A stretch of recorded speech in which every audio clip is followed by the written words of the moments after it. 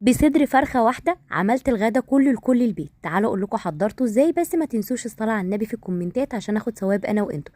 جبت صدر فرخة حوالي 300 جرام وقطعته شرايح، وبعد كده قطعته قطع صغيرة زي ما انت شايفة كده.